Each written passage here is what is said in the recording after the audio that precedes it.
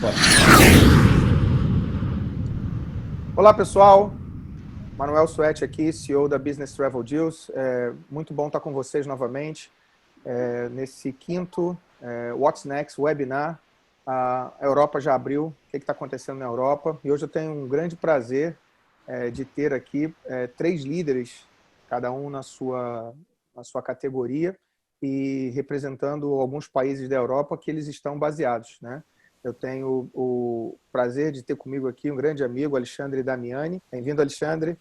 Tenho o Juliano Ponzio, que está em Madrid. Juliano, que é o General Manager da Azul na Europa. E diretamente de Stuttgart, na Alemanha, o Jorge Hutzink, que também é um grande amigo, nos conhecemos em Lisboa. E hoje está na Alemanha, representando a área de hotéis. A ideia desse webinar é a gente trazer uma perspectiva totalmente diferente do que a gente tem feito aqui, olhando só para a América Latina. Esses 3 líderes, eles estão não só vivendo, mas trabalham na Europa e em 3 países que viveram ondas diferentes dessa crise. Inclusive, a Europa já começou a abrir depois de ter passado por uma situação muito complicada em países como a Itália e como a Espanha, agora o Reino Unido também. E eles vão dar não só o testemunho da experiência deles, mas também do setor e da indústria no qual eles representam. Então, acho que vocês vão sair muito melhores do que vocês entraram nesse webinar. Bem, vamos começar com o Alexandre. O Alexandre é uma pessoa que virou amigo, né? Nós nos conhecemos aqui nos Estados Unidos. O Alexandre, ele é fundador e criador do Recomendo Business Network aqui nos Estados Unidos. Depois ele foi para o Brasil e Portugal. Eu fiz um caminho inverso, né? Eu abri a BTD em Portugal, depois eu abri no Brasil, mas nós dois, né, estamos cruzando o Triângulo do Atlântico. O Alexandre, ele é professor no Florida Christian University para cursos de graduação e mestrado também, e é autor de vários livros, como Verdade Financeira, Microtarefa na Produtividade, Logística Reversa da Fortuna. Alexandre é formado em administração de empresas e tem mestrado na gestão de negócios. É um empresário desde os 15 anos de idade, então aquele que já bota o umbigo no balcão e rala sola de sapato, né? Virou um líder muito influente aqui na comunidade e o que a gente chama de role model, né? Uma pessoa que eu passei a admirar muito e me espelhar muito nessa minha vida de empreendedor. Ele é um apaixonado por conectar pessoas, ideias e negócios, tem palestras fantásticas, está conectado aí, vocês vão ouvir bastante do Alexandre. Meu amigo, uma honra ter você agora participando desse painel. Bom, eu que agradeço, a honra é minha, né, ser entrevistado por uma pessoa incrível, Manuel. Tenho o prazer aqui de estar com o Jorge e também com o Juliano. Muito bom conhecer vocês. Estou recentemente aqui em Portugal e pegando só uma frase sua, literalmente eu comecei com o umbigo no balcão, porque minha primeira empresa foi aos 15 anos de idade, uma videolocadora. Na época que o pessoal ainda ia numa loja, né, alugar um filme para assistir em casa. Algumas pessoas que estão nos assistindo nem devem imaginar o que é isso, mas eu literalmente comecei com o umbigo no balcão. Eu falo que meu primeiro emprego como empreendedor foi balconista de uma videolocadora, com muito orgulho. Obrigado pelo convite e vamos ter um papo extremamente agradável aqui com 4 pessoas que vão nos ensinar aí bastante. Obrigado pelo convite. Legal, Alexandre. Obrigado a você. Olha que outra coincidência do destino, né? O meu segundo emprego foi justamente numa videolocadora, né? Com 17 anos. Depois a gente tem que contar essa história juntos aí. Na Muito época bom. era VHS, hein? VHS. Não era Betamax, não, né? Era Não, VHS, né? Estava entrando no DVD, né? Bem, a gente falamos grego para algumas pessoas agora aqui. Bem, obrigado, Alexandre. Sempre um prazer, né? O Juliano Ponzio é também um amigo. Eu descobri uma coisa quando eu entrei na área de aviação, né, de que essa é uma indústria muito pequena e as pessoas acabam, né, se conectando, né, Juliano? Nós fomos colegas da Latam, quando eu estava na Latam, mas ele, obviamente, teve muito mais história, né, de aerolínea do que eu, tem uma experiência muito grande, muito extensa na área de aviação, no segmento de viagens, né? Viveu em São Paulo, em Madrid, em Hong Kong, né? Em Tóquio, no Japão, e por conta disso desenvolveu uma capacidade extrema, né, de se adaptar a diversas situações, diferentes environments, né? Diferentes culturas e muita flexibilidade. Então, eu imagino que, com certeza, essa primeira crise, né, Juliano, pesada que a gente está passando, essa indústria já passou por algumas, mas você vai poder falar um pouco de como é viver em tantos países, né? E viver agora uma nova crise dessa, depois de uma história bacana que você teve, né? Formado em administração, tem MBA na Fundação Getúlio Vargas e trabalhou na TAM, né? Na Latam, quando a gente, né, se conheceu, e hoje é o gerente geral regional na Europa da Azul Airlines, né? Quer dizer, empresa que é minha parceira na Business Travel Deals, que quando a gente se encontrou em Lisboa, estava já lançando o segundo voo, né, para o Porto, né, além do voo de Lisboa, e vai falar um pouco para a gente como é que está a indústria nessa área. Juliano, prazerzaço ter você com a gente. Obrigado. O Juliano está baseado agora em Madrid, não é isso? Isso. Manuel, obrigado pelo espaço, parabéns pelo trabalho que você tem feito. Realmente é uma parceria que com a BTD já começou bem forte nos Estados Unidos, aqui na Europa, então eu acho que esse trabalho que você tem feito realmente desses webinars dá essa visão bem ampla sobre vários aspectos do negócio, né? Não só do negócio da aviação, mas do turismo como um todo e tudo que impacta o turismo direto ou indiretamente. Prazer estar com o George aqui, a gente já se conheceu pessoalmente, com o Alexandre também, que agora estamos conhecendo virtualmente, mas certamente vamos nos ver aí em Lisboa. Bom, obrigado pelo espaço. Como você falou, acho que essa situação que a gente passa atualmente não tem experiência que pague, ou seja, que possa nos ajudar a lidar com essa situação, que é uma situação muito única. Mas a gente está aqui justamente para buscar encontrar essas soluções, e a gente sabe que a gente vai sair dessa muito mais forte, né? Todos os setores, vai ser uma renovação em diversos aspectos na maneira de ver os negócios, e a aviação não vai ser diferente, hotelaria, a partir das agências de viagem, a gente sabe que isso vai ter impacto, e estamos aqui para ir aprendendo conforme também vai acontecendo os próximos passos. Obrigado pelo espaço, espero que a gente tenha uma conversa bem produtiva. Obrigado, Juliano. E é um prazer ter você com a gente aqui.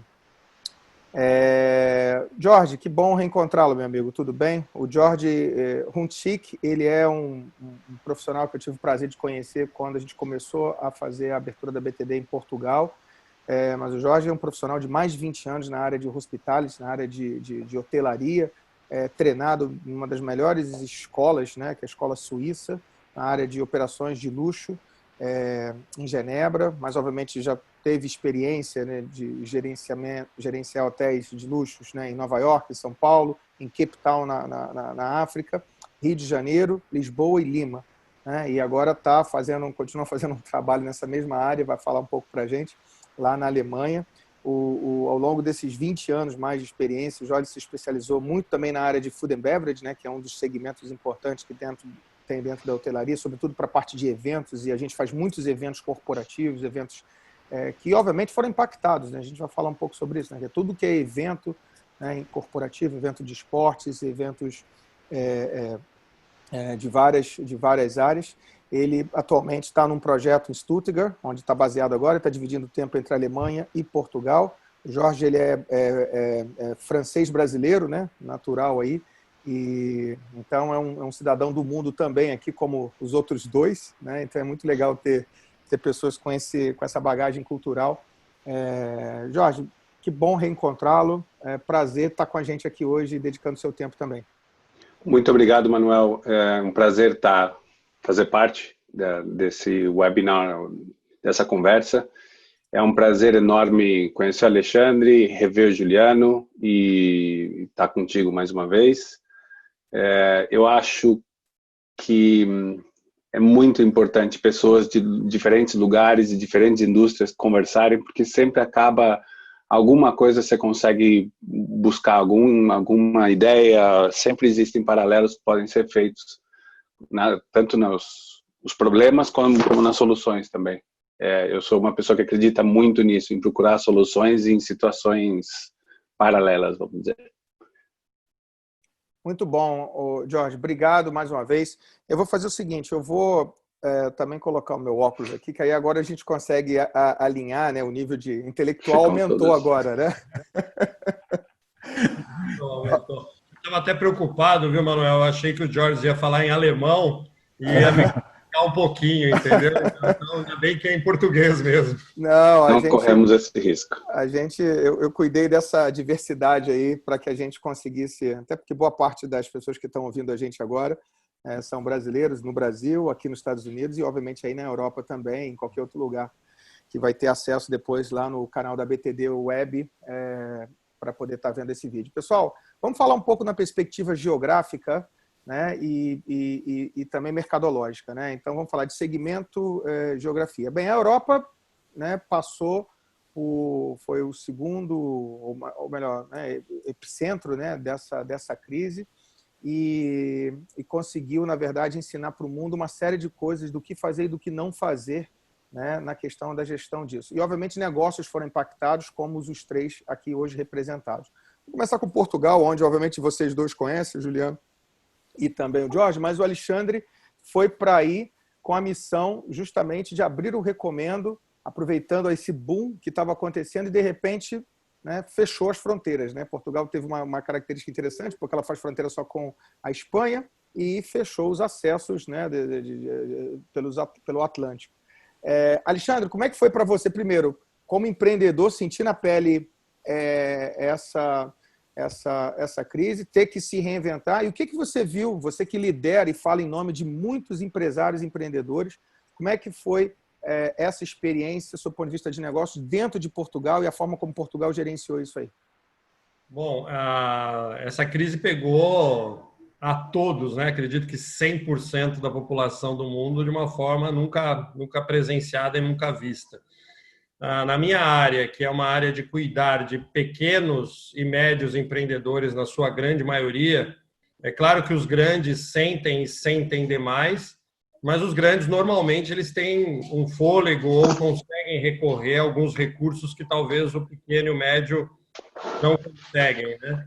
Então, é um prazer ter o pessoal do turismo aqui. Eu tenho dentro do Recomendo pessoas que são donos de pequenas agências e essas pessoas estão sofrendo demais, porque ela não tem como buscar recurso em outro lugar, não tem mais como vender um determinado produto. Então, o Recomendo ele sentiu muito o golpe, porque os membros do Recomendo, os associados do Recomendo, tiveram o seu faturamento, aí, alguns chegando próximo do zero, alguns caindo em 50%, 60%, 70%. Mas algo que me agrada demais, principalmente do povo brasileiro, a esperança do povo brasileiro. Ela é a maior do mundo, na minha modesta opinião, porque eu não tive nenhum associado que saiu do Recomendo, eles estão todos no Recomendo, mesmo com os seus negócios parados, e as 22, 23 reuniões presenciais que a gente fazia, para o pessoal que está nos ouvindo, o Recomendo ele faz reuniões presenciais, então toda semana eu me reúno com o meu time e a gente troca experiência, troca negócios, e nós fomos para o mundo online e com uma surpresa gigantesca de ter muito mais público no mundo online, nas nossas reuniões, do que no presencial. E a gente sentindo o calor, o amor, a amizade, e é isso que eu falo, eu tenho orgulho de ser brasileiro, eu sei que a gente tem muitos problemas na nossa terra, no nosso país, mas a gente também tem muitas qualidades, isso tem que ser enaltecido, e uma das qualidades é essa esperança que o povo brasileiro teve, né? Falando da crise, Portugal é conhecido aqui na Europa, os meus amigos depois podem confirmar, como o milagre português. Ele foi afetado de uma forma menos significativa do que outros países, quando eu falo em número de mortos e número de contaminados. Agora, afetado comercialmente falando, empresarialmente falando, tão quanto qualquer outro país, né? Você andar pela rua, eu gosto de correr, você correr pela rua e ver todos os comércios fechados e você ver que não tem muito o que você fazer, a convivência com os filhos com aula online. E Portugal abriu as portas dia 4 de junho, foi a primeira abertura, 4 de junho. A segunda, 4 de junho, desculpa, 4 de maio. A segunda abertura, 18 de maio.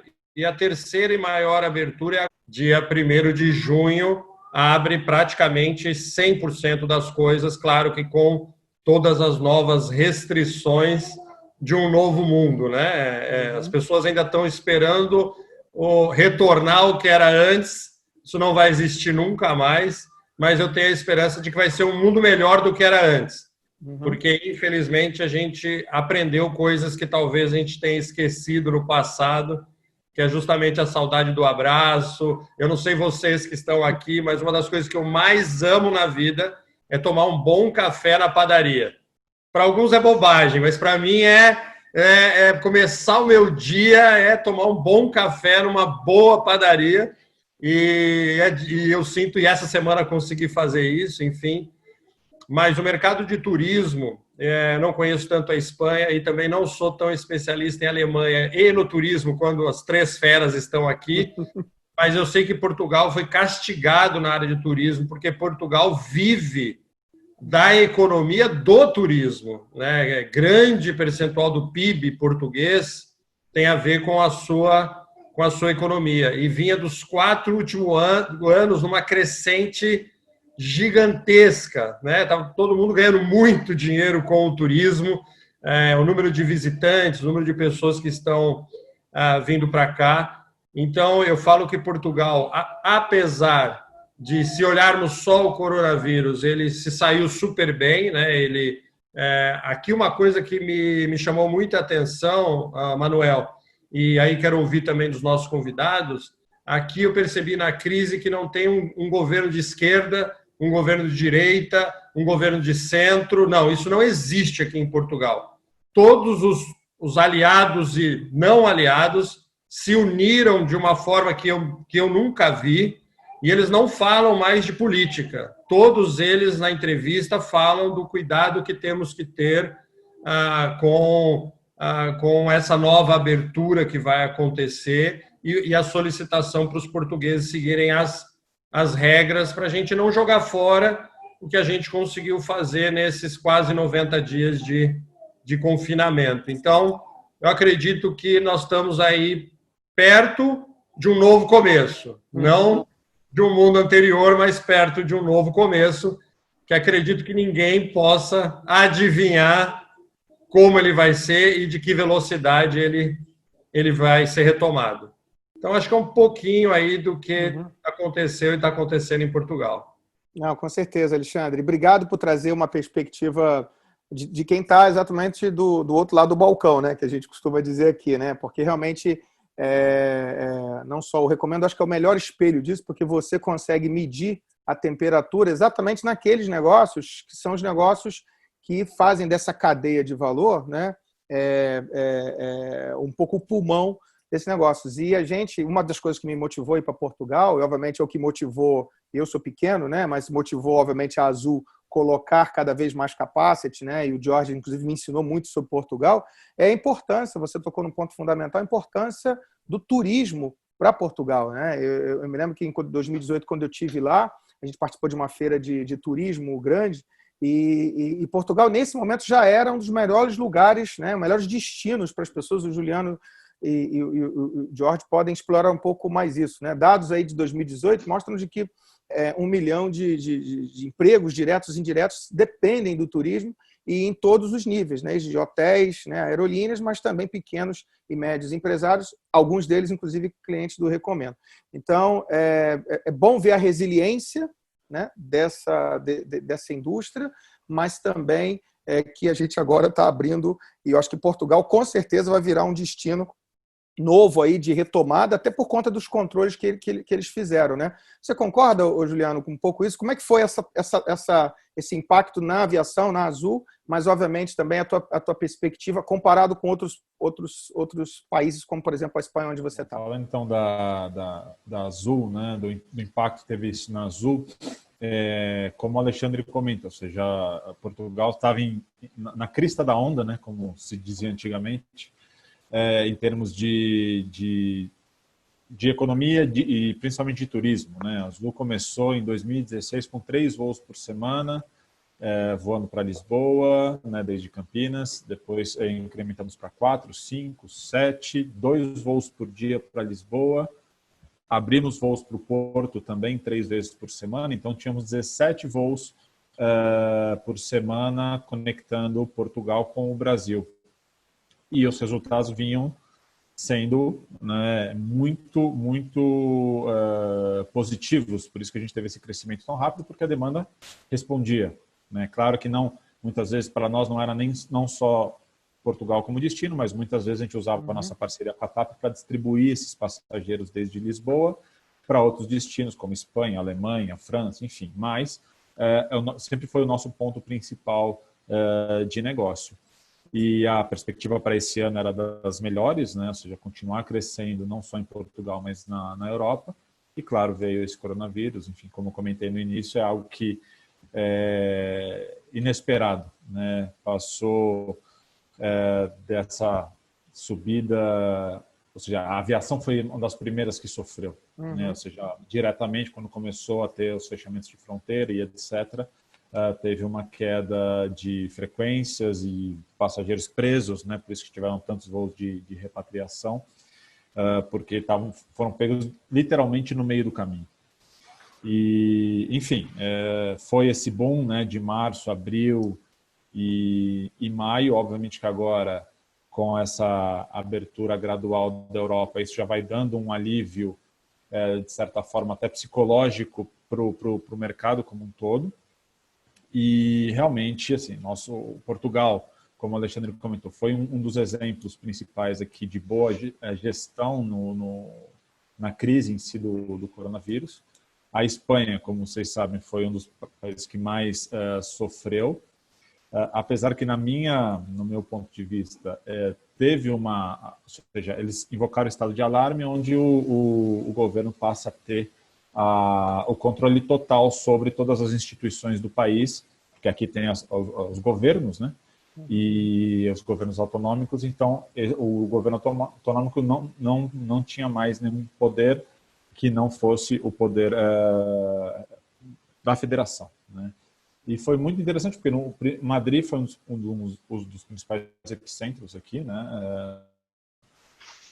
Então, assim, de qualquer maneira, ou seja, a Espanha sentiu essa grande força do coronavírus, tivemos muitas mortes, enfim, teve colapso do sistema sanitário, mas dentro da situação, que era uma situação única também, né? Ou seja, é muito fácil apontar o dedo para o governo A, para o governo B, C, para uma situação que nunca foi vivida, né? A nível de sociedade como de empresa também. E como o Alexandre comentou, no início teve uma união muito grande política para fazer com que a coisa se resolvesse o mais rápido possível.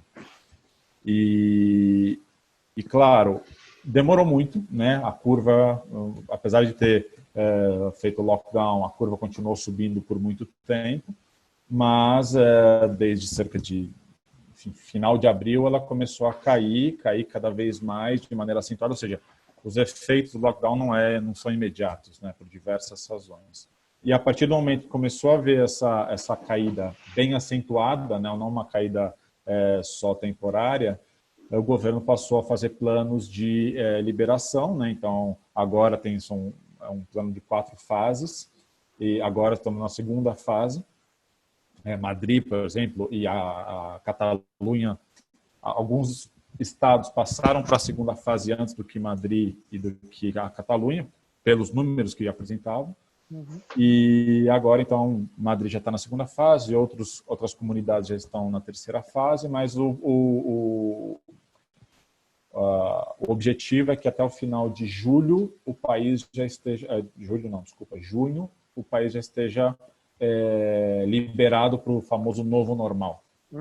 Como o Alexandre falou, não vai ser da mesma forma que era, mas vai ser um pouco mais...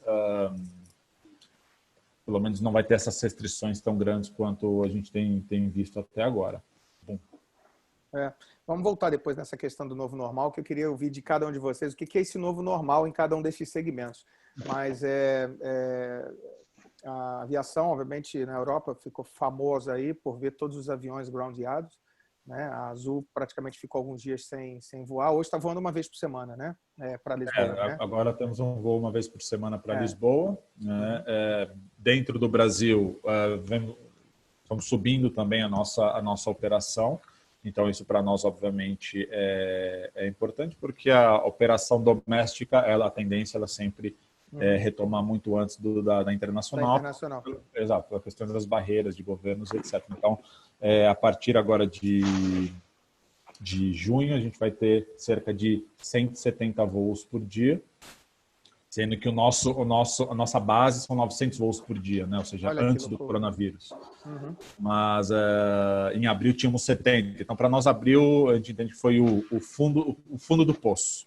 Entendi. E aí, em maio já subiu um pouquinho, junho vamos já passar para esses 168 e incrementando o número de cidades atendidas também. Ou seja, a volta vai ser gradual, vai demorar 2, 3 anos para talvez atingir o nível que estávamos antes do coronavírus em termos da aviação, pelo menos. Caramba. Jorge, e você viveu isso lá de Portugal também, né? Mas você está agora aí num dos países que foi um dos primeiros que talvez controlaram melhor essa pandemia. A gente até vê isso bastante no noticiário. Mas o segmento que você representa e que você conhece muito bem, extremamente afetado, né? Assim como você tem avião no chão, você tem um hotel fechado. Eu peguei um dado aqui de um estatístico aqui e que tem alguns medidores de performance. Um deles é o Revenue per Available Room, né? Que você vê quanto eu faço o REPAR, né? Que é o quanto de receita eu faço por cada quarto disponível, né? E a Alemanha, quer dizer, em fevereiro a variação foi de 1 para 37% em março, ou seja, caiu 37% a receita por quarto na Alemanha. A Espanha caiu 38% e a Itália 58%. Né? Então, quer dizer, praticamente estamos falando do país como um todo, porque algumas regiões foram mais afetadas do que a outra. Mas na prática, né? Como é que os hotéis estão vivendo essa crise e como é que eles vão retomar? Quer dizer, vai demorar também exatamente como as aerolíneas têm de perspectiva? Qual a tua visão aí? Eu acho que quando a gente fala em hotelaria, a gente tem que pensar nos distintos mercados. Resorts de verão, eu acho que não serão tão afetados quando eles trabalham bastante com o movimento local. Então, drive-bys, as pessoas que chegam dirigindo, por exemplo, em São Paulo, Ilhabela vai continuar bem, acredito, dentro desse cenário vai estar melhor que os outros. Hotéis de negócios estão muito afetados. Hotéis em cidades como Lisboa, que tem, comparado a outras cidades, tem muitos hotéis pequenos, independentes e poucas cadeias, quando se equaciona o número de quartos disponíveis na cidade, está sendo muito afetada. Essa indústria, 80% das empresas são PMEs. 80% do volume de negócios, não das empresas, são PMEs, então são pequenas. E isso está afetando muito. São empresas sem capital, sem auxílio por enquanto. Então tem muitos hotéis fechados ainda. Tem hotéis que estão reabrindo, mas limitando muito. Só abrem um andar e tem 5, 6 funcionários. Os números são muito, mas eu acredito que, como foi falado já pelo Alexandre, pelo Juliano, sobre esse novo recomeço, Lavoisier já dizia que nada se cria, nada se perde, tudo se transforma. A gente não pode esquecer que o ser humano é uma criatura de hábitos. Há pouco tempo atrás, no Brasil, ninguém andava com cinto de segurança. Agora, quase todo mundo usa. Existem novas regras que vão chegar para todos. Vai mudar muito, o mercado vai, mas eu acho que resiliência é o nome agora, parcerias e aproveitar esse momento para fazer uma faxina no teu business model, tentar trocar o máximo possível, não trocar, mas adaptar o máximo possível, fortalecer tuas parcerias com os teus melhores parceiros, e rever o teu modelo. Acho que essa é a principal questão agora. Aqui na Alemanha, eu tive em abril em Portugal. 1º de maio eu voltei para a Alemanha. O aeroporto, o Juliano deve saber bem isso, mas dá uma sensação quase de pânico você vê o aeroporto tão vazio, absolutamente vazio. Haviam 3 pessoas na praça de alimentação de Lisboa quando eu vim para cá. Deveriam ter 15, 30 pessoas trabalhando e 3 pessoas lá consumindo. Aqui já se notam algumas diferenças no mercado. Como eu disse, esse vai ser agora fim de semana de feriado aqui na Alemanha, que os alemães nisso são muito bons, eles estão se mexendo, todo mundo vai tentar sair, todo mundo vai tentar ficar em hotéis, mesmo que seja 1 hora da tua casa, meia hora da tua casa.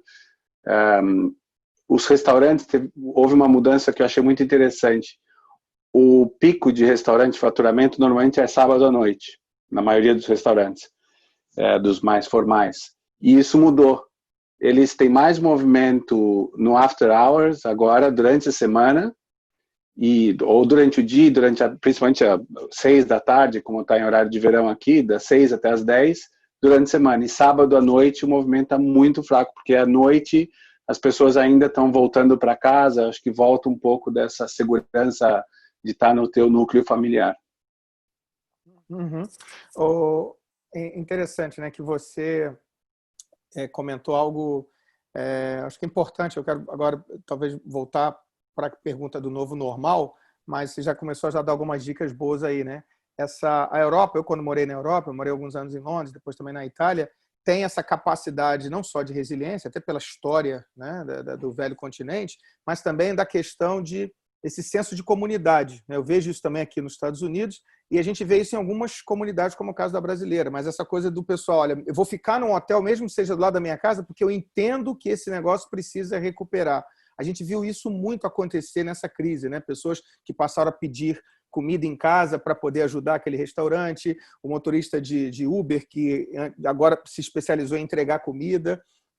Vamos falar um pouco desse novo normal. O melhor espelho disso, acho que você começou a dar essa dica, Alexandre, né, dizendo que o próprio Recomendo teve que se reinventar. Eu e você, uma vez almoçando em Miami, a gente falou, olha, quando que a gente vai vir com o Recomendo 4.0 aí online?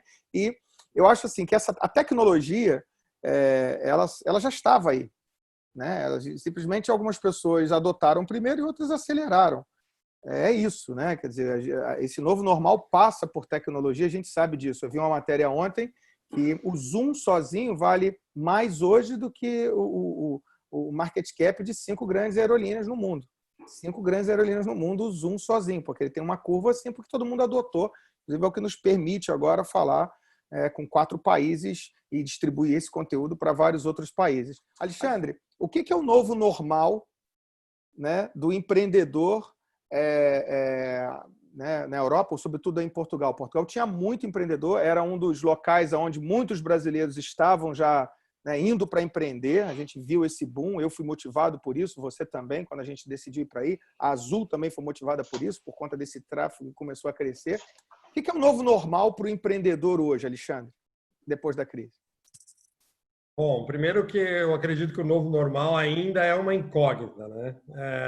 Acredito que algumas profissões vão sumir. Uma coisa que a gente não falou aqui, mas o índice de desemprego no mundo hoje, ele é talvez o maior índice de desemprego da nossa geração, com certeza. Eu tenho uma filha que trabalhava no Meliá, lá no Brasil, e só do Hotel Meliá, só da rede dela, foram 600 pessoas mandadas embora a nível Brasil, né?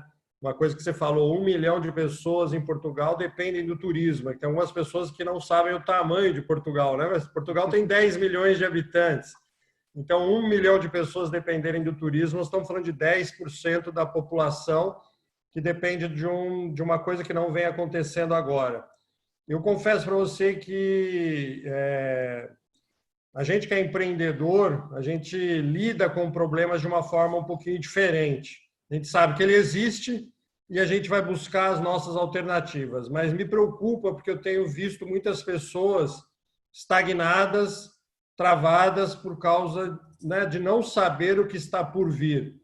E te confesso que Portugal voltou praticamente, entre aspas, ao normal, mas está muito longe da normalidade, porque todo mundo com máscara dentro do supermercado, se você vai numa padaria, você tem que manter uma distância, ninguém se cumprimenta mais, ninguém se abraça mais, ou seja, né, você encontra um amigo, é muito estranho isso, principalmente para o brasileiro, para o latino, parece que o espanhol, depois o Giuliano pode falar disso, o espanhol também tem muito disso, a Alemanha a gente sabe que é um pouco menos, mas assim, você encontra um amigo, a vontade que você tem é de abraçar, de cumprimentar, de beijar, e você não pode, né? Eu acredito que o mundo, de uma forma geral, o home office vai crescer.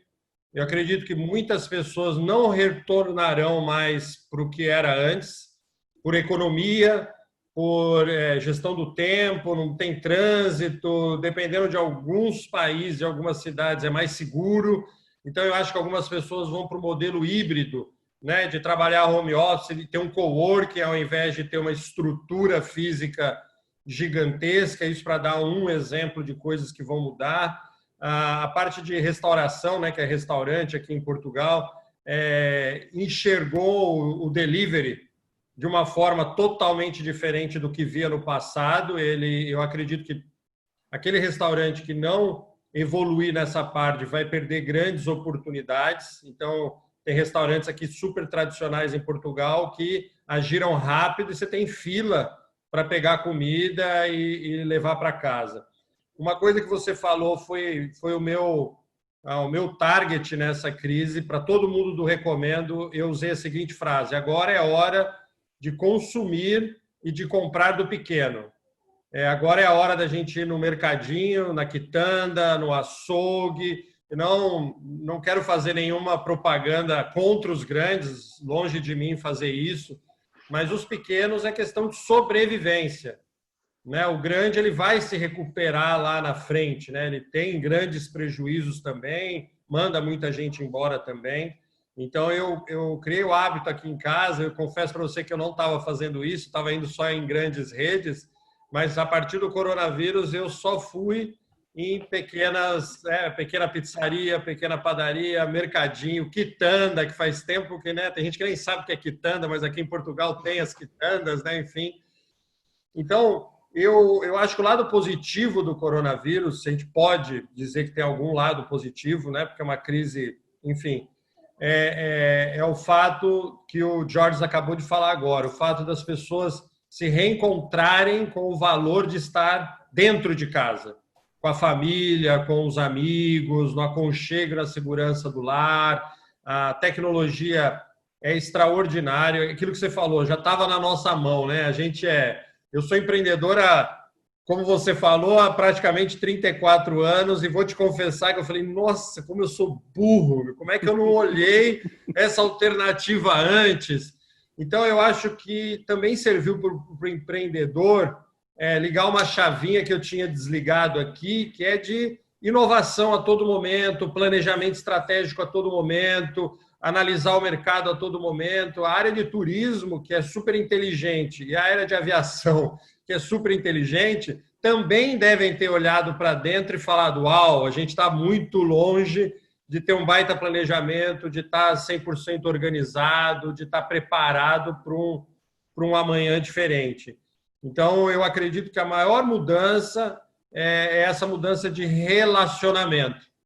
Mesmo sendo um mundo digital, a gente está aprendendo a se conectar. Então, eu estou olhando para o Giuliano aqui, tem uma conexão muito próxima da gente estar junto. E antes a gente olhava para o digital como algo que distancia pessoas. Então, aqui a gente tem um cara que está nos Estados Unidos, um que está em Portugal, um que está na Espanha, um que está na Alemanha. Como é que a gente faria isso antes do coronavírus?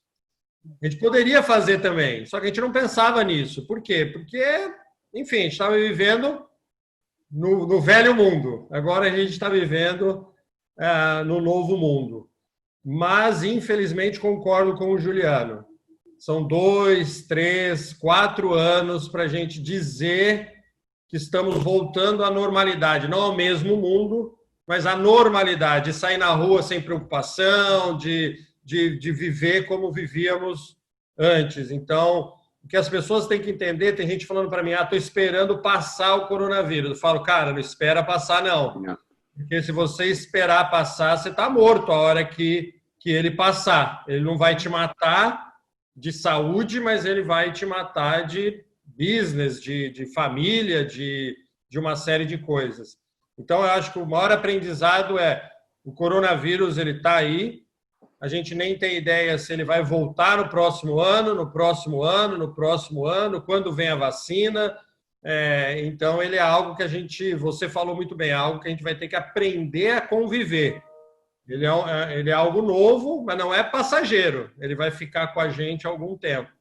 Então, acredito que o novo amanhã é exatamente isso. A gente entender que ele já começou. Uhum.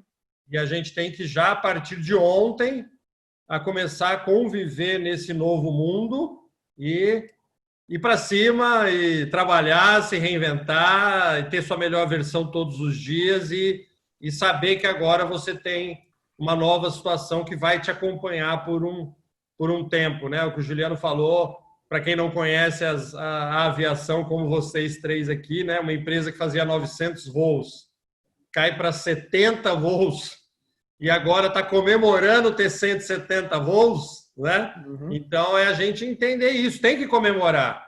Porque eu vejo muitas pessoas tristes, eu estou com 10% do meu faturamento. Cara, legal, amanhã é 15%, depois é 20%, não fique esperando o 100 não, porque o 100 vai demorar um pouquinho, claro, para a maioria dos negócios. A gente sabe que alguns negócios estão voando, mas a grande maioria dos negócios ele vai pouco a pouco se recuperar. E eu acho que a gente já está nesse novo mundo, já está nessa recuperação, né? Eu adorei o Juliano falar que eram 70, já foi para 170, cara, são quase 200% de crescimento, né? Eu acho que é isso que a gente tem que olhar, o quanto a gente está recuperando e o quanto a gente está crescendo e não mais olhar o que a gente era, porque o que a gente era já foi, agora já daqui para frente, já foi. Enfim, eu tenho um comentário depois, vou deixar para fazer no final, porque eu sabia que esse papo ia ser assim, movido de conteúdo positivo, né, até pelas célebres mentes que eu tenho aqui. Mas uma pergunta mais no olhar de quem vive o empreendedorismo em Portugal. A gente sabe que Portugal virou um boom, assim como os Estados Unidos. Você tinha muita gente saindo do Brasil, indo para o Brasil, e vindo aqui para os Estados Unidos, e indo para Portugal, só que Portugal não tem as barreiras grandes, culturais, como os Estados Unidos têm, visto, língua.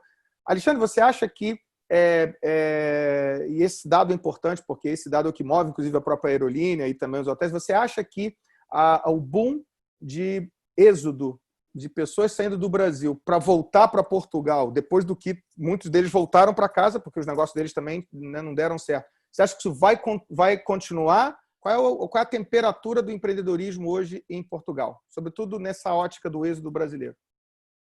Vou dar uma opinião, assim, isso é muito pessoal, né? Apesar de estudar muito, não quero aqui me colocar como um especialista nesse êxodo, mas, na minha opinião, vai acelerar o êxodo.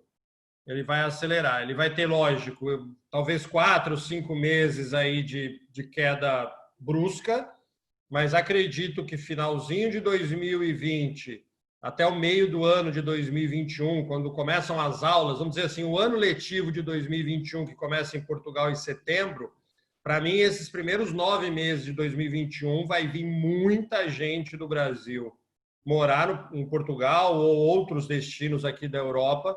Acredito que muita gente, talvez o Manuel não vai gostar dessa parte que eu vou falar, mas muitos brasileiros que estão nos Estados Unidos acredito que também vão fazer esse movimento migratório para Portugal, por facilidade da língua, facilidade do visto, facilidade de uma série de coisas. E uma coisa que talvez as pessoas não saibam, me surpreendeu positivamente, Manuel, o custo de se manter uma empresa em Portugal é extremamente baixo. O aluguel é baixo, o salário é baixo, o marketing é baixo, ou seja, tudo aqui tem um valor relacionado com o Brasil e Estados Unidos É lógico que a Alemanha, eu sei que o valor é maior, a Espanha também é um valor maior, né? Mas Portugal, eu acredito que seja um dos países mais baratos que tem para viver com qualidade e também para manter o seu business, para manter o seu negócio. Então, eu acredito que Portugal, e espero estar certo, porque eu estou aqui, mas acredito que Portugal será a bola da vez nos próximos 5 anos. Essa é a minha opinião em relação a esse êxodo Brasil-Estados Unidos de brasileiros pelo fato da língua, né? Seria maravilhoso eu ir para a Alemanha, mas eu falo zero de alemão. Seria maravilhoso talvez ir para a Espanha. O espanhol a gente se adapta um pouquinho mais fácil, mas eu acredito que facilidade de visto, língua e baixo custo fixo vai fazer de Portugal, sem sombra de dúvidas, um grande sucesso aí nos próximos 3 a 5 anos. Acredito muito nisso. Tirando 2020, eu acho que 21, 22, 23, 24 vai ser um mega sucesso. E espero que a Azul não faça 17, sim, 40 voos para Lisboa e Porto e que seja um grande sucesso. Eu Com espero certeza. isso também. E eu vou passar para você, Juliano, porque eu acho que esse input do Alexandre foi muito importante, porque, na verdade, são nessa tendência de demanda que a gente na aerolínea olha, né? Para ver um pouco do crescimento. Mas eu quero fazer uma pergunta também sobre o ponto de vista da dinâmica da aerolínea na Europa. Essa dinâmica, esse novo normal, deve alterar. Ontem eu conversei com o CEO de um banco que trabalha em Zurique, ele falou, olha, a gente não está permitido ainda ir para Londres como a gente estava permitido, né? O Jorge acabou de citar o exemplo dos aeroportos, a coisa toda. O que você acredita que vai alterar na dinâmica dentro da Europa, porque são, né, dinâmicas... obviamente, os protocolos internacionais vão ser muito parecidos para todo mundo, né? Exato. Mas na Europa, que tem esse tráfego intenso, né, né, essa dinâmica entre países, as pessoas usam, obviamente, todos os modais, usam muito trem, né, usam outros modais, mas usam muito a aviação local aí. Falando então, a gente vê dentro das viagens dentro da União Europeia, guardadas as devidas proporções, seria como o nosso doméstico no Brasil, né? Em relação a dimensões e distâncias. Mas aqui, claro, nesse momento atual, o que era a União Europeia deu uma esfacelada, cada um começou a olhar para o seu, obviamente, para o seu país, nesse pico de crise. Mas, como a gente comentou, o turismo é um grande motor da Europa. O turismo interno, intra-europeu, é extremamente necessário para as economias de Portugal, da Alemanha, da Espanha, enfim. A Espanha é um dos maiores receptores de turistas do mundo. Então, isso fez acelerar um pouquinho, ou seja, a condição que a Espanha tem atualmente é que qualquer visitante estrangeiro tem que ter 14 dias de quarentena. Mas, claro, isso você inviabiliza a vinda de turistas que vão vir para o verão europeu. Então, a partir de julho, né, agora junho já vai ser o começo da virada para o que é o doméstico Europa. Mas julho que vai ser o boom mesmo, onde vai estar muito mais liberado a questão da quarentena, das fronteiras, por uma necessidade não das economias locais, né? Porque todos os países aqui dependem do turismo, porque afeta, né, o mercado do Jorge, a hotelaria, o pessoal de transporte, restauração, enfim. Então, aqui já se vê uma abertura maior, pelo menos no que é intra-Europa, por conta da chegada do verão, né? Então, isso é algo que as economias precisam e isso está acontecendo, né? Eu vou dar um exemplo da Ryanair. A Ryanair vai colocar já 1.000 voos por dia a partir de julho, né, dentro de toda a sua rede dentro da Europa, que para eles é pouco dentro do que eles, dentro do antigo normal deles, né? Mas para o contexto já incrementa muito essa conectividade, porque existe já essa demanda de turismo, principalmente dentro da Europa, que ela é latente. Aqui dentro da Europa é o que vai começar o primeiro segmento que vai retomar, é o lazer, né, sem dúvida. Para nós, né, nosso negócio Azul, long haul, voos de larga distância, já não vai ser o turismo que vai ser o primeiro, porque você já tem a questão de está indo de um continente para o outro, já não está dentro de uma mesma mesma condição, né? Para nós vai ser mais a questão dos passageiros étnicos, aquele corporativo que não tem sim ou sim precisa viajar, né? Porque também o corporativo vai sofrer alteração na maneira de ver as viagens, né? Ou seja, vai ter uma otimização, sem dúvida, dos gastos com viagem, né? Sabe que isso, a entrada do Zoom, de ferramentas online, acaba mudando, mas não vai deixar de existir. O corporativo vai continuar existindo, vai continuar sendo um segmento muito importante para as aerolíneas.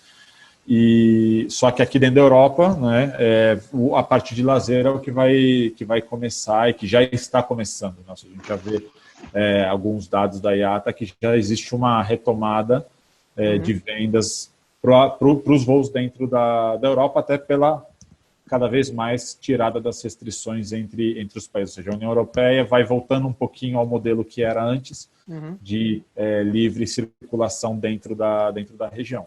E, Juliano, então, o que você acha que as pessoas podem esperar, sobretudo tem muito brasileiro que vai para a Europa, né? E também americano aqui. O que as pessoas podem esperar de encontrar nesse novo normal, aeroporto, por exemplo, dentro dos aviões internos, aí, etc.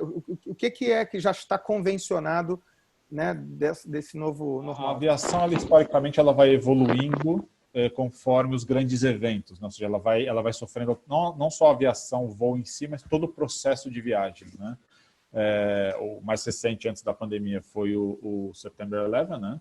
Que houve uma mudança nos procedimentos de segurança, que muitos foram momentâneos por um certo período e muitos continuam até hoje, já viraram parte do processo.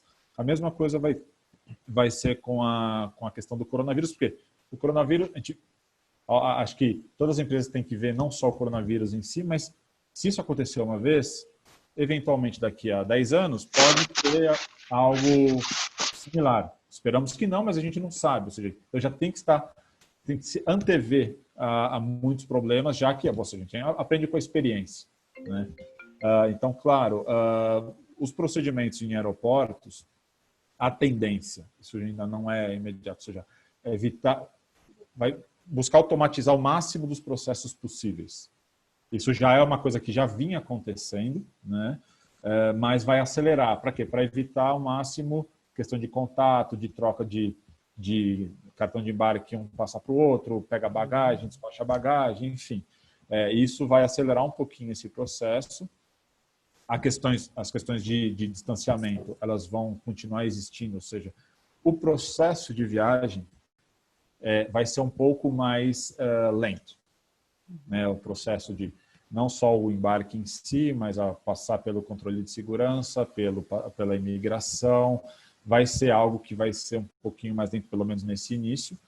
Alguns procedimentos vão continuar, né, depois do boom do coronavírus, e outros vão ser, obviamente, momentâneos. Claro, quando sair uma vacina, obviamente que vai existir já mais uma não vou dizer que vai relaxar, mas alguns procedimentos tão estritos vão deixar de existir. Mas, por exemplo, isso já acontecia quando eu morava no Japão. Toda vez que você desembarca lá em Tóquio, você já tinha um medidor de temperatura, para ver a sua temperatura, para ver se você está com febre. Se você está com febre, você vem, passa lá pelo médico do aeroporto para ele fazer uma triagem de onde você estava. Isso já existia, mas eram poucos aeroportos, mais até na Ásia. A gente entende que isso vai passar a ser um procedimento cada vez mais que vai fazer parte do processo de viagem, seja a tirada de temperatura antes no portão de embarque, seja no anterior, ou seja, nossa intenção é que seja um investimento dos aeroportos também para ter essas máquinas de tirar a temperatura, exatamente, a infraestrutura já do aeroporto. Mas muitas companhias aéreas, nesse momento, estão tirando a temperatura dos clientes.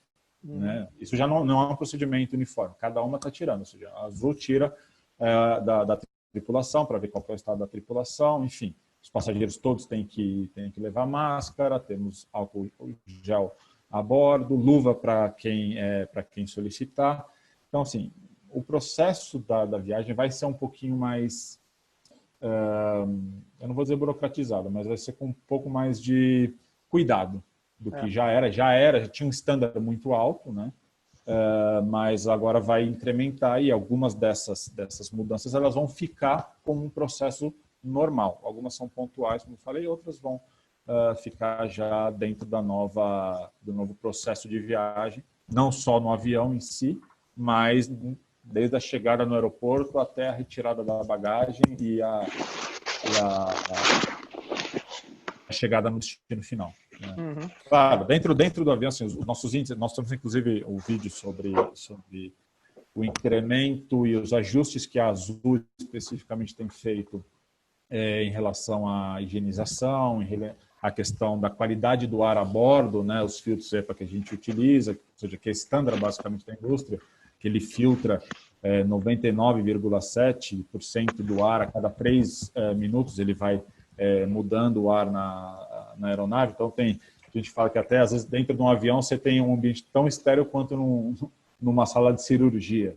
Né? Então, assim, isso é já existia isso, sempre existiu isso, mas, obviamente, essas são aquelas questões que passa desapercebido para um passageiro, normalmente, mas que, no contexto atual, isso é extremamente relevante, saber que existe essa troca do ar constante com filtros extremamente potentes. Né? Eu e Jorge, a gente sempre teve, quando a gente trabalhou juntos também, a gente sempre olhou muito para a questão de eventos, que é um negócio muito grande e que envolve essa cadeia toda de vocês que estão aqui. Quando você faz um evento grande, você usa hotel, você usa aerolínea e muitos empresários, né, pequenos e médios, participam dessa cadeia. Jorge, baita impacto, né, nessa área de meets incentives, né, de conference and exhibitions, né, que esse termo, Lisboa tem antes era na Alemanha e, na verdade, Portugal conseguiu, né, ter muita atenção do mundo, com um dos maiores eventos de tecnologias do mundo, chamado Web Summit, né? Inclusive eu estava inscrito para ir, tive que cancelar e tal. Qual vai ser o novo normal dos eventos corporativos? Como é que os hotéis estão, né, já lidando com isso, na sua opinião? E o que a gente deveria ver desses grandes eventos que aglomeravam tantas pessoas, essa nova ordem agora nessa área, falando de hotéis e falando de eventos, que você conhece bem isso? Só para começar, falando um pouco antes de falar dos eventos, eu acho que um resumo um pouco dessa conversa, existe muita coisa boa vindo pela frente. Eu fui empreendedor também, mas mesmo trabalhando para empresas, você tem que tentar enxergar sempre o lado positivo. O negativo já está aí, agora o que pode ser feito de bom? E tem coisas boas que vão acontecer. A gente não está falando de uma crise de saúde pública, a gente está falando de um evento histórico. Eu acredito que o mundo nunca teve tanto desempregado, porque durante as guerras sempre tinha gente empregada nos exércitos. Então, eu acho que realmente é um evento histórico, uma coisa muito grande. E para quem vê dessa maneira, é uma época excitante, porque você sabe que virão novas mudanças bem legais. Questão de eventos, os hotéis hotelaria em geral está tendo que se transformar muito. Primeiro, o hotel vai ter que começar a fazer mais parte do turismo local, em tentar atrair a pessoa que mora no bairro, vir comer no hotel. Então, tem o conference room muito grande, não usa todo, a metade faz um coworking. Por que não pode, na recepção dos hotéis, ter um coworking gratuito? Todos os hotéis, por tradição, tem aqueles lobbies enormes, suntuosos, e se você pensar bem, como real estate, é fantástico, porque está no térreo de um lugar muito bom, mas é muito mal aproveitado. Caberia um Starbucks ali, né? Com Wi-Fi, pessoal certo. Fácil. Dá para você fazer várias coisas, vários negócios para o público local e não só para quem viaja, não H externo só para quem viaja. Fazer mesmo, começar a virar uma praça de alimentação, virar um lugar onde as pessoas da região consigam frequentar também. Os eventos mudaram muito. Na questão, como a gente falou, meetings online, essa questão, então, eu acho que agora os eventos serão mais importantes, as pessoas darão mais valor aos eventos eles terão uma frequência menor, porque mais vezes as pessoas vão se falar online, e reuniões como a gente está tendo agora, mas quando houverem os eventos, eles vão ser mais bem aproveitados, eu acredito. Existem indústrias, por exemplo, a indústria do cinema, uma indústria que vai demorar bastante, do cinema, eu digo, das salas de cinema, vai demorar bastante para se recuperar, por mais que eles tentem criar, já estão criando cabines, tudo, mas existem outras de entretenimento que já estão começando a crescer. Aqui na Europa, na Alemanha já tem, na Dinamarca já tem shows que você vai com o teu carro. Você para o teu carro e assiste o show de dentro do teu carro. Óbvio que não vai ser o novo normal, mas você vê que as pessoas querem isso e vão precisar disso. Teve um impacto enorme. Eu acho que vai ter um impacto também, e num ponto interessante que você mencionou, Manuel, que a maioria dos eventos antes você tinha que pagar um depósito. Eu acho que isso aos poucos vai sumir, não vai ter mais. Agora não tem, e eu acredito que não vai voltar a ter. Você vai poder transferir as datas, eles vão fazer o máximo para manter, óbvio, o cliente dentro, então eles vão ter uma flexibilidade maior. Mas é uma indústria que, sem dúvida, está sendo muito, muito afetada, e também vão ter que se transformar para tratar o máximo possível do negócio local. Com certeza. Pessoal, caramba, um bate-papo aqui com, né, o melhor do creme de la creme aqui de conteúdo, mas a gente vai ter que encerrar. E eu vou tirar o óculos para a gente poder encerrar isso, espero que vocês também. As mensagens positivas já saíram uma porção aqui. Eu quero saber o seguinte, qual foi o aprendizado pessoal, o mico, ou a coisa engraçada que aconteceu com você nessa crise, né? O meu eu descobri hoje de manhã, quer dizer, o meu aprendizado pessoal é o seguinte, eu não preciso mais ir para cortar cabelo fora, quer dizer, obviamente eu vou continuar indo, né? Mas as minhas filhas são capazes de fazer.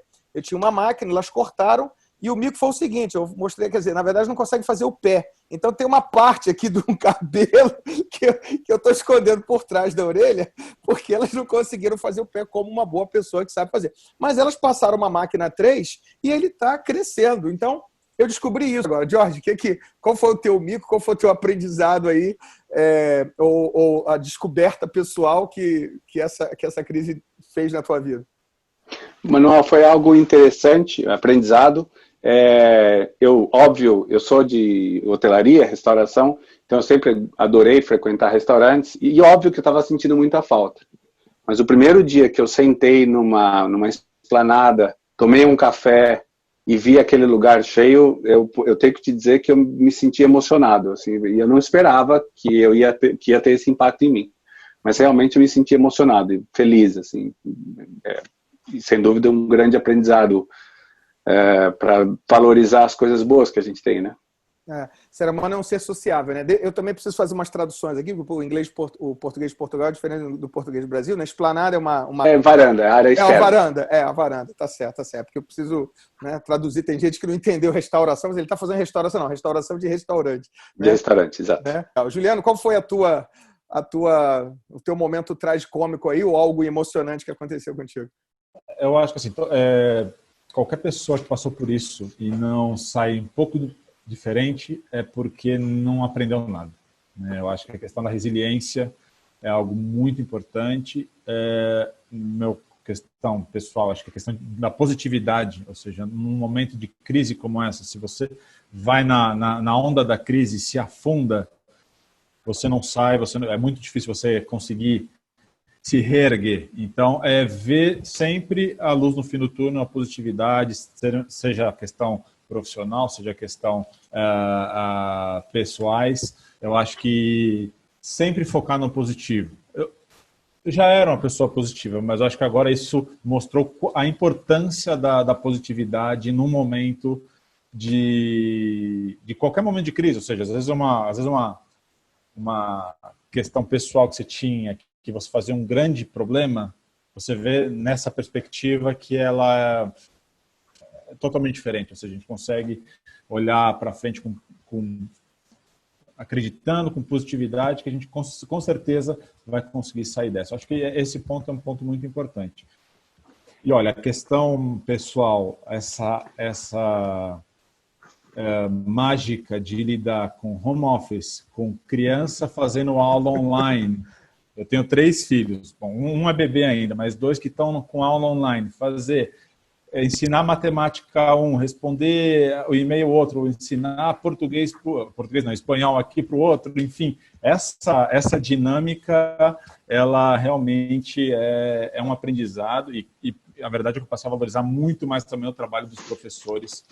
E eles conseguem aí 25 alunos num Zoom da vida, mantê-los entretidos, fora a questão que eles têm pessoais, então assim, de lidar com os filhos deles e mesmo assim eles têm que cuidar de 20 e tantas crianças. Eu acho que isso é o famoso assobiar e chupacana. Né? Acho que a gente consegue fazer muito mais do que a gente acha que a gente consegue fazer quando a gente se depara com esse tipo de situação. Legal. Professor Alexandre, e os seus aprendizados, que são muitos, eu sei, mas pega aqueles aí que são mais primeiro adorei o que o Jorge e o que o Juliano falaram. O Jorge também me emocionei, sentado na padaria, tomando um café e chupando um gelado, como a gente diz em Portugal, não é o sorvete, é o gelado, com a família, sabe? Eu já sabia disso, mas acentuou ainda mais que as coisas mais gostosas da vida são as coisas mais simples da vida. E é isso que a gente tem que voltar a viver, né? O valor da simplicidade. O maior mico, cara, alguns membros do Recomendo me conhecem mais intimamente, cara, porque me viram de cueca numa reunião do Recomendo, entendeu? Eu estava fazendo a reunião toda empolgado, era eu que estava palestrando. Levantou. Quando eu palestro, eu me empolgo, e aí o maluco falou, não, eu quero bater palma para vocês de pé, e aí quando eu falei isso, todo mundo olhando para mim, eu faço assim, eu estou de cueca. A sorte é que eu estava com uma cueca shortinho e tal, bacana, né? Enfim. Mas esse foi o maior mico. Vi vários micos online, viu, Manuel? Vários micos online. A esposa do cara passando atrás com roupas não muito legais. O cara fazendo live, a geladeira atrás, aí vem o filho, abre a geladeira, lá dentro, enfim.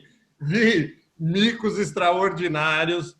Mas eu acredito que o maior aprendizado é que o ser humano é extraordinário e ele é protegido por um pai incrível e que esse pai, enfim, ele está aqui por nós e ele sabe que, infelizmente, isso precisou acontecer para que a gente realmente, acho que a humanidade tem que dar um passo para trás, não é um passo para frente, né? A gente estava indo muito ávido a busca pelo futuro de uma forma assim enlouquecida, e eu acho que o maior ensinamento é calma, né? Take it easy, calma.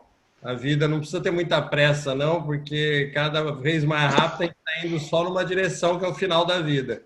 Um amigo meu falou isso essa semana e eu achei incrível, né? Pressa para quê? E a gente só está cada dia mais próximo do nosso fim aqui neste local.